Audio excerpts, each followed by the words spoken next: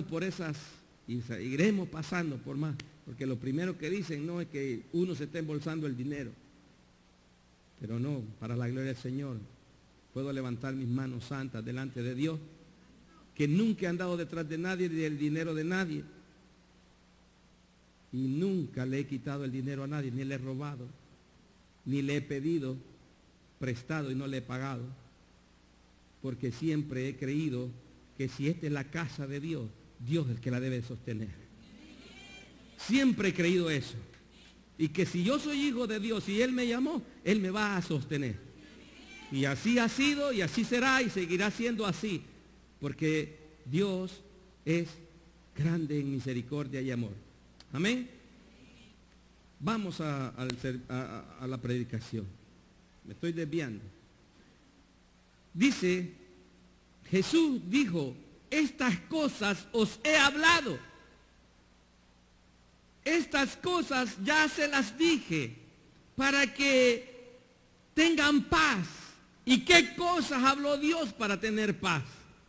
Porque aquí el versículo que leímos dice, estas cosas os he hablado. Y cuando usted mira un poco más atrás y mueve su página, se dará cuenta que en el versículo 26 de ese mismo capítulo dice, en aquel día pediréis en mi nombre y no os digo que yo rogaré por vosotros, pues el Padre mismo os ama porque vosotros me habéis amado y habéis creído que yo salí de Dios.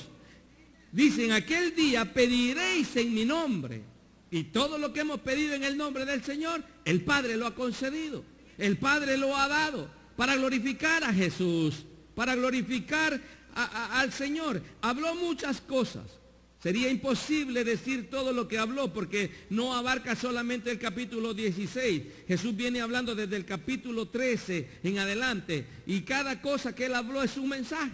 Pero lo que le quiero llevar yo a usted, para que usted vea que los conflictos, que los problemas, que las adversidades que enfrentamos cada día, no depende si usted tiene o no tiene dinero, no depende si usted tiene o no tiene astucia, no depende de sus habilidades, no depende de sus experiencias, no depende de eso, depende de la convicción que tenga, que cuando le pide al Padre, entiende que Padre le va a dar.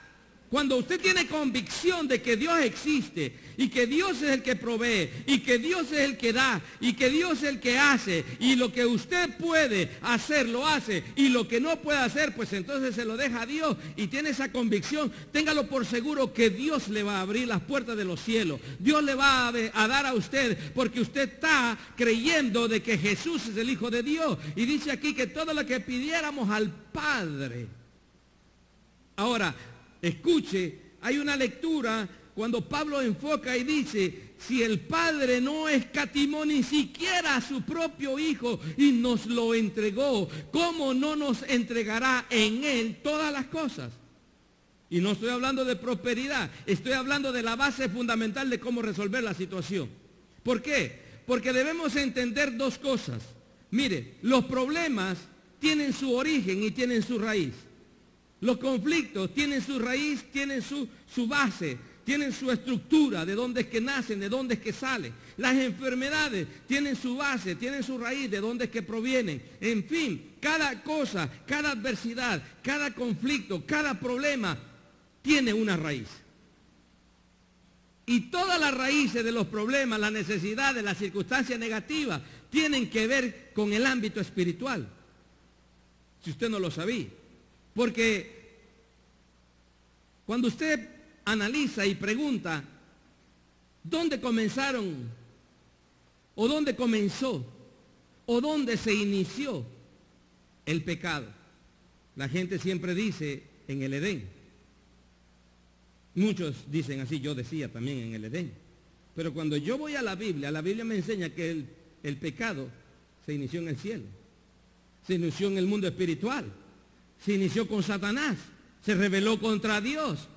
Dice que enalteció su corazón, quería ser como el Altísimo, quería sentarse en el trono de Dios. Y dice que Dios lo echó fuera, lo sacó, lo botó, lo tiró, lo tumbó, lo apedreó, qué sé yo lo que hizo. Lo que yo sé es que lo tiró del cielo. Pero el problema comenzó allá. El problema no comenzó aquí. Ahora, el problema que nosotros vemos en Adán fue el resultado de desobedecer la palabra de Dios. Y de ahí es que se origina los problemas del hombre.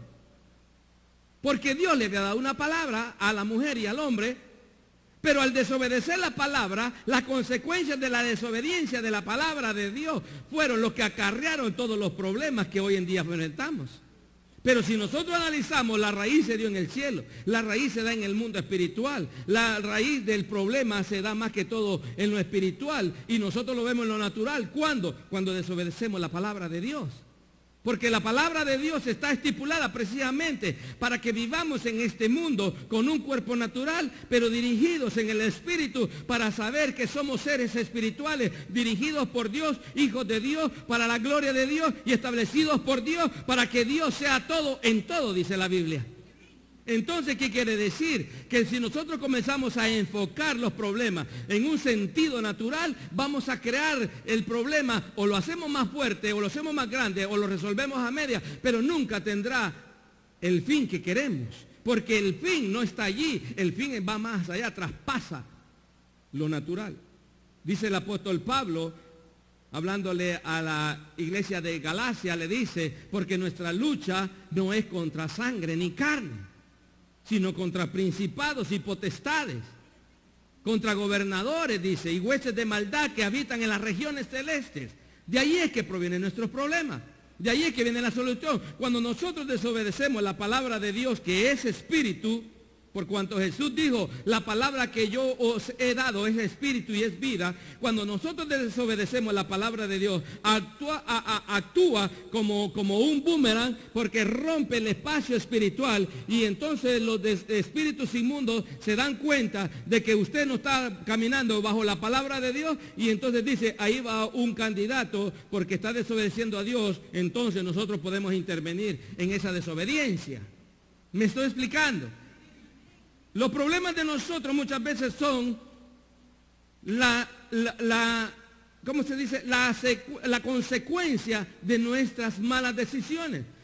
La mayoría de problemas que enfrentamos son decisiones que nosotros hemos tomado.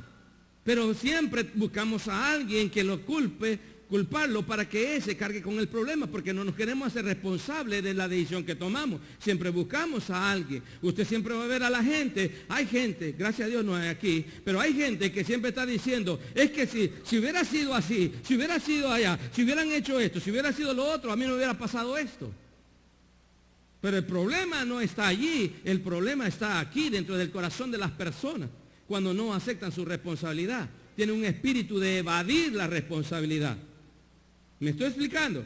Porque la raíz del problema está en el interior, no en el exterior. En el exterior se ve la secuencia, se ve las consecuencias, pero el problema viene de adentro, de nuestras decisiones, de lo que pensamos, de lo que hablamos, de lo que maquinamos, de lo que hacemos dentro de cada uno de nosotros y luego lo expresamos. Entonces las cosas que salen mal y entonces buscamos a quién echarle la culpa, pero nunca nos preguntamos, ¿por qué decidí esto? ¿Por qué tomé esta mala decisión? ¿Soy yo el que hice esto?